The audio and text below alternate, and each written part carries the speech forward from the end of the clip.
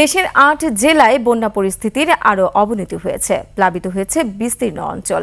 এতে চরম দুর্ভোগে পড়েছেন লাখ লাখ মানুষ। পানিবন্দী হয়ে পড়েছে বহু পরিবার। বন্যা দুর্গত এলাকায় ভেঙে পড়েছে যোগাযোগ ব্যবস্থা। ঘরবাড়ি ছেড়ে বহু মানুষ আশ্রয় নিয়েছে উঁচু স্থানে। বিস্তারিত ডেস্ক রিপোর্টে। ৩১ বছর পর ভারতে গোমতী নদীর উৎসে খুলে দেওয়া হয়েছে ডুম্বুর বাঁধের সুইচ গেট। এতে প্লাবিত হয়েছে ৮ জেলার বিস্তীর্ণ এলাকা। ফেনীর বন্যা পরিস্থিতির অবনতি হওয়ায় জেলার ৩.৫ লাখের বেশি মানুষ পানিবন্দী হয়ে পড়েছে। বিদ্যুৎবিহীন রয়েছে বহু পরিবার। নোয়াখালীতে ঢুকছে ফেনীর মুহুরী নদীর পানি। এতে নোয়াখালীর ৯টি উপজেলায় বন্যা পরিস্থিতি অবনতি হয়েছে। ডুবে গেছে ঘরবাড়ি, কৃষি জমি। পানিবন্দী ৯ উপজেলার ২০ লাখ মানুষ। প্রচুর বৃষ্টি হচ্ছে, তারপর পানি নেমে সারেনি। ইতিমধ্যে আবার আমাদের মুহুরী নদীতে ফেনী থেকে সে পানিটি আসছে। এখন যে অবস্থা আসছে, নদী থেকে পানি আসছে, এখন বন্যার পর্যায়ে চলে গেছে। কুমিল্লার গোমতী নদীর পানি বিপদসীমার ৭০ সেন্টিমিটার উপর দিয়ে প্রবাহিত হচ্ছে। ডুবে গেছে চরাঞ্চলের বাড়িঘর। এদিকে গোমতীর বাঁধে বেশ কয়েকটি স্থানে ফাটল দেখা দিয়েছে। উপজেলার অন্তত ২৫টি স্পট রয়েছে ঝুঁকিপূর্ণ। অন্যদিকে টানা বৃষ্টি আর পাহাড়ি ঢলে চট্টগ্রাম মহানগরী সহ অধিকাংশ উপজেলা ডুবে গেছে। সীতাকুণ্ড, বাঁশখালী, সন্দ্বীপ সহ বিভিন্ন স্থানে বেড়িবাঁধ ভেঙে যাওয়ায় সাগরের লোনা পানি প্রবেশ করেছে। পানিবন্দী হয়ে পড়েন মহানগরীর বিভিন্ন এলাকার বাসিন্দা। উত্তরবঙ্গেও হানা দিয়েছে বন্যা।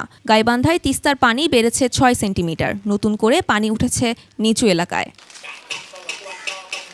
অন্যদিকে খাগড়াছড়ির পৌর এলাকা সহ জেলা সদরের বিস্তীর্ণ এলাকা প্লাবিত হয়েছে।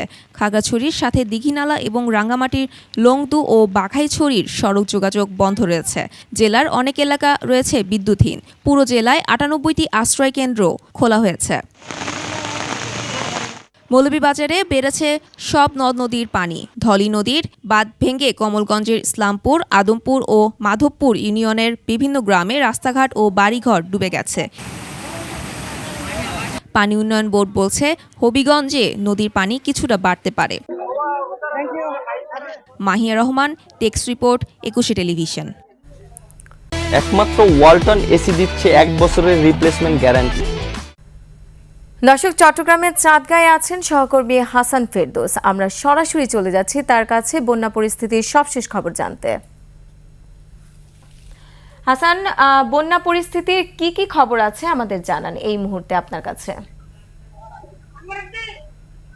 রোমানা, আমি এই মুহূর্তে আছি চট্টগ্রামের চাঁদগাঁও অনন্য আবাসিক এলাকা। আপনি এই আবাসিক এলাকার অধিকাংশ এলাকা ইতিমধ্যে ডুবে গেছে।